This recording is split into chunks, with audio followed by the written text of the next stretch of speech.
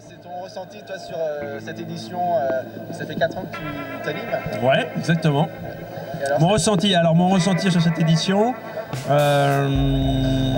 y avait énormément de choses. C'est-à-dire qu'il y avait, comme toujours, il y avait énormément d'émotions.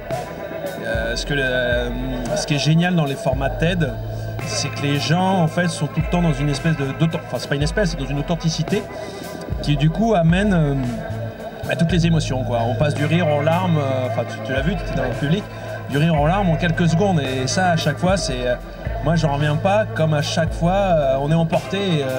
Je parlais à un moment d'ascenseur émotionnel, mais c'est exactement ça en fait. Tout l'événement est un espèce de grand 8 émotionnel où chacun a le courage. Moi, ce que je leur dis à tous les intervenants, c'est courageux de venir là, de venir parler de soi, de son vécu, et surtout de parler de choses qui leur sont vraiment importantes, qui pour eux ont vraiment une valeur, une importance et qui doivent être partagées. Et c'est ce sentiment de nécessité de partage, je trouve que ça résume pas mal l'événement. On sent que c'est des gens qui à un instant T ont une nécessité de partager leur expérience et pour donner envie aux autres, allez-y, vous aussi partagez. Voilà, donc, mais sinon un bon ressenti et puis une super conclusion de la belle boîte, des speakers qui ont assuré, des bénévoles toujours à fond, voilà. Et moi je prends toujours du plaisir vraiment à être là. Comment t'es arrivé dans l'aventure ? Alors moi je suis arrivé dans l'aventure parce que ma femme faisait partie des bénévoles la première année et ils cherchaient à voir quelqu'un, à voir un animateur. Enfin ils ne savaient pas encore trop comment présenter les choses. C'était vraiment un tâton au départ. Et du coup ils se sont dit très peu de temps avant ils m'ont dit Seb, si ça te dit. Donc au départ j'ai présenté un petit peu. Après au fur et à mesure des années ça a pris plus de place. Et l'idée maintenant c'est vraiment de préparer le terrain, c'est de chauffer la salle, de présenter les intervenants et de les mettre dans les meilleures conditions. Et moi l'idée à chaque fois dans mon écriture, parce qu'il y a une écriture en amont, c'est je lis les talks en fait, je les lis en amont, comme les coachs. Et je suis là aussi la veille, parce qu'il y a une journée la veille où on coach une dernière fois les intervenants, on les prépare, on leur donne des petites clés scéniques pour vraiment qu'ils soient au top. Et c'est vrai que je me nourris de tout ça, et en fonction de tout ça, j'essaie de trouver des petits mots, des petites interventions pour amener une dimension d'humour, de légèreté. Voilà. L'idée, c'est vraiment moi d'être dans le public, d'avoir le même ressenti que le public. Et il y a beaucoup d'impro aussi dans le sens où si je sens qu'il faut passer sur une autre énergie, voilà.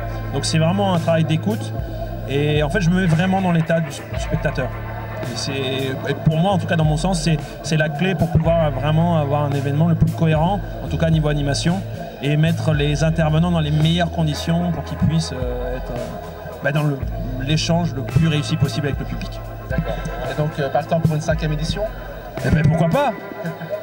Voilà, on verra, ouais, pourquoi pas, avec plaisir, s'ils veulent encore de moi, voilà, mais en tout cas, à chaque fois, c'est un réel plaisir d'être là. Quand je leur dis à chaque fois, moi c'est un vrai cadeau, vraiment, c'est un vrai cadeau d'être là, et c'est passionnant. Je me nourris aussi, en travaillant, en m'amusant, donc c'est cadeau quoi. Très bien, merci Sébastien. Merci à toi. Et à la prochaine. Ouais, à bientôt, merci.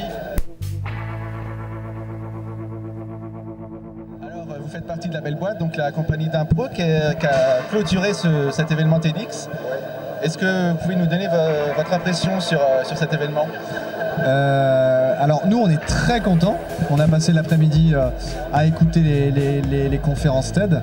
Pour nous c'est un régal, c'est un exercice qu'on fait souvent, la restitution théâtrale. Et là vu que c'est condensé sur 15 minutes, que chacun y met beaucoup d'éléments, pour nous on se noie dans une matière colossale. Donc pour en faire une restitution théâtrale c'est un régal quoi. Donc là on avait énormément de matière. Et quand on voit le résultat on a du mal à se dire que c'est de l'impro. Comment vous arrivez à rendre ce spectacle aussi fluide ? Alors parce qu'on en pratique beaucoup, nous c'est notre métier. La belle boîte c'est une SARL qui propose ça aux organisations professionnelles. À côté de ça, nous l'improvisation théâtrale on en fait depuis 10 ans. On prend des notes pendant l'après-midi. On se retire du spectacle pendant 30 minutes où on se dit c'est quoi le fil conducteur, c'est-à-dire c'est quoi le point de départ. C'est une conférence TED 40 ans plus tard par exemple. Et puis on sait qu'il va falloir que le personnage principal, on sait que c'est Damien, notamment ce soir, va passer par ces étapes-là. Puis le reste c'est improvisé, c'est-à-dire qu'on ne sait pas qui va faire quoi, on ne sait pas qui va dire quoi. Mais quand on pratique souvent, avec autant d'éléments, ça devient facile. On vous a contacté, c'est vous qui avez fait les premiers pas pour venir à TEDx, comment ça s'est passé? C'est Thierry qui organisait le TEDx à La Rochelle, qui nous a sollicité puisqu'il avait dû nous voir un événement. Et il avait ça dans l'idée d'offrir une clôture artistique, parce qu'on était rangé dans la case artiste, même si on a un regard sur le milieu professionnel, pour clore cette soirée sous forme ludique, dynamique, et en même temps avec un regard sur le fond. C'est-à-dire qu'il voulait nous confier ça. On est content parce qu'apparemment ça a plutôt plu et ça a bien fonctionné. Et vous êtes basé où? On est nantais. On est basé à Nantes. Ouais. Très bien, merci beaucoup, puis bonne continuation. Merci. L'événement TEDx, ou c'était le premier pour TEDx? Non, nous avons fait un jour un TEDx en tant que speaker. D'accord. Et c'était une merde absolue. Nous étions jeunes, c'était il y a au moins 3 ans. On n'était pas prêts, on n'était pas... La forge aussi. Oui, exactement. Mais du coup, alors qu'on se la pétait grave avant de le faire, on n'a jamais publié la vidéo sur notre page Facebook. Tellement nous ne l'assumions pas. D'accord. Peut-être un jour nous referons un TEDx en tant que speaker. Et ce jour-là, on fera en sorte que ça soit meilleur. Déjà là, c'est comme ce que je disais à votre collègue, c'est impressionnant de voir la fluidité. Vous avez réussi à choper un petit morceau de chaque intervenant. On avait du mal à croire que c'était improvisé. Ouais, mais non, en fait, ce qu'on fait ce soir, c'est surtout très technique. Et en fait, comme n'importe quelle technique, une fois qu'on la maîtrise, c'est pas très compliqué. C'est-à-dire que l'improvisation, c'est comme avec des musiciens qui font de la musique improvisée. La première fois que vous voyez des guitaristes manouches improviser, vous dites waouh, comment ils sont trop forts, etc. En fait, ils font des gammes. Et ben nous, ce soir, on fait un peu des gammes. La matière était tellement bonne, etc. que après, écrire une histoire en mettant plein de trucs dedans, c'est technique.